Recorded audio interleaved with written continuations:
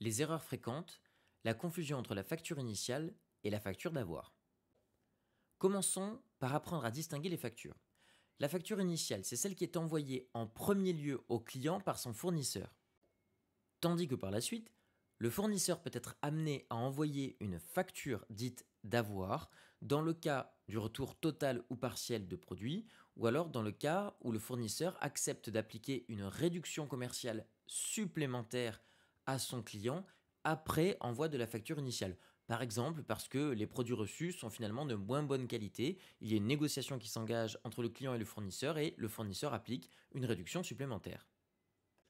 Alors regardons à présent le cas du traitement des factures d'avoir dans un premier cas, celui du renvoi de produits. Alors lorsqu'il s'agit d'une facture d'avoir qui est éditée parce que le client renvoie une partie des produits achetés, il faut utiliser le compte du produit concerné, 6 ou 7 selon évidemment que nous sommes le client ou le fournisseur. Par exemple, si je suis le client, que j'ai acheté les marchandises, que j'ai donc enregistré d'abord dans le compte 607, et que j'en renvoie une partie, eh bien je mettrai ce compte 607, cette fois-ci au crédit de mon journal, pour enregistrer une réduction de cette charge. Inversement, si je suis le fournisseur, supposons que de mon point de vue, c'était par exemple des produits finis. Lorsque je les ai vendus, je les ai enregistrés dans le compte 701 au crédit. Et bien précisément, lorsque j'enregistre ce retour de produits finis, je mettrai le compte 701 au débit. Dans le deuxième cas, celui de la réduction post-facturation. Donc j'ai mis lorsqu'il s'agit d'une facture d'avoir qui est éditée parce que le fournisseur accorde à son client une réduction commerciale supplémentaire, comme un rabais par exemple, il faut utiliser le compte 609 ou 709 selon que nous nous positionnons du point de vue du client ou du fournisseur. Du point de vue du client, lorsque je vais enregistrer cette facture d'avoir dans mon journal, je mettrai la valeur du rabais obtenu dans le compte 609, là encore au crédit, puisqu'il s'agit en fait d'une réduction de charge. On pourrait dire également une charge négative, ce qui fait augmenter mon résultat, donc le 609 est au crédit. Inversement pour le fournisseur, le fait d'accorder ce rabais supplémentaire viendra diminuer notre résultat, donc le compte 709 devra être enregistré au débit de notre journal. En résumé, s'il s'agit d'une facture initiale, nous enregistrerons le compte 6 au débit et 7 au crédit pour la valeur du dernier net commercial des produits en question. S'il s'agit d'une facture d'avoir, eh bien le premier cas c'est celui d'un renvoi. Dans ces cas-là, le compte 6, donc le même que sur la facture initiale, sera à enregistrer au crédit et le compte 7 au débit pour le montant des produits renvoyés. S'il s'agit enfin d'une facture d'avoir qui porte sur une réduction post-facturation, eh bien en tant que client, nous mettrons le compte 609 au crédit. En tant que fournisseur, je mettrai le 709 au débit pour le montant de la réduction accordée. Prenons cet exemple du point de vue du client qui achète des matières premières et ces matières premières sur la facture font apparaître un net commercial de 6 900 € et des frais accessoires de transport de 345 € hors taxe. Remarquez une chose, c'est que finalement, je n'ai pas fait apparaître explicitement des rabais ou quelle que soit la réduction commerciale qui s'appliquerait sur cette première facture. L'important, c'est de disposer du dernier net commercial. Donc si on vous donnait par exemple un brut hors taxe sur lequel on appliquait un rabais, eh bien il faudrait l'appliquer et donc dans notre cas, nous obtiendrions un net commercial de 6 900 € et c'est de toute façon ce montant qui apparaît dans l'écriture liée à la facture initiale.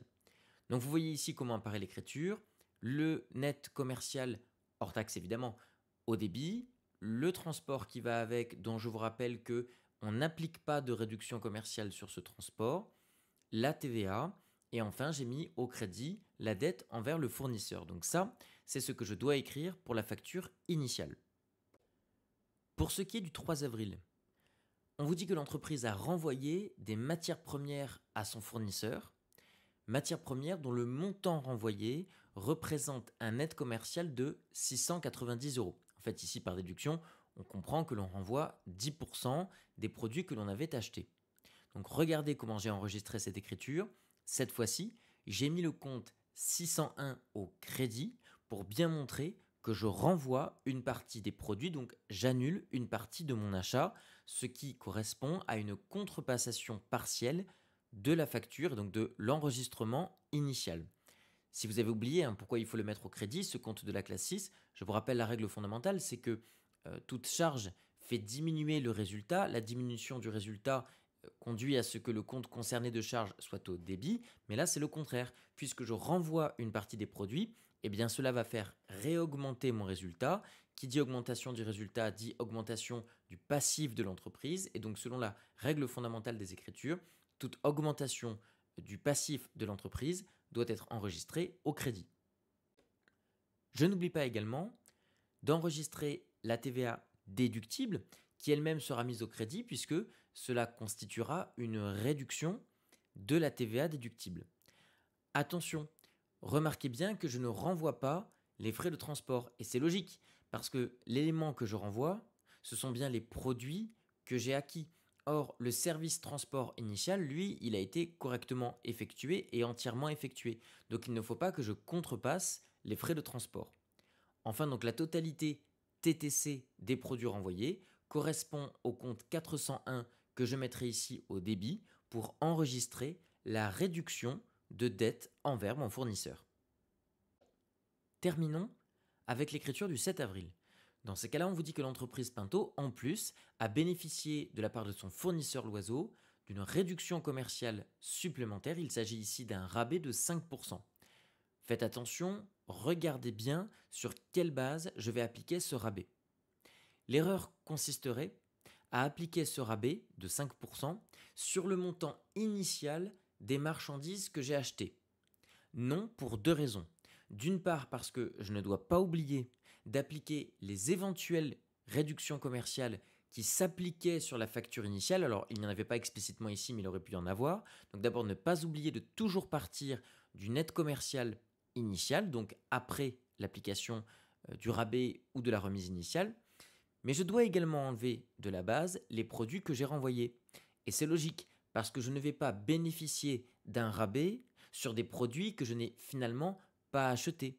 Donc ça veut dire que le calcul que je vais faire, c'est de prendre les 6 900 € initiaux, dont j'enlève encore la valeur hors taxe des produits que j'ai renvoyés.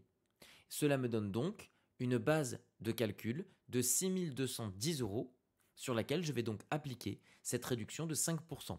Et donc remarquez la différence par rapport à l'écriture précédente, c'est que cette fois-ci je vais enregistrer cette réduction de 310,50 €, non pas dans le crédit du compte 601, mais bien du compte 609, rabais, remise et ristourne obtenus sur achat. Et on voit bien là en quoi la compta c'est du droit parce que je fais bien la distinction entre le fait que dans un premier temps, j'ai renvoyé les produits, donc j'enregistre une réduction d'un achat et une réduction de la quantité de produits achetés, alors que le 609 me permet de montrer que je garde les produits restants, mais que simplement sur les produits que je conserve, j'applique une nouvelle réduction.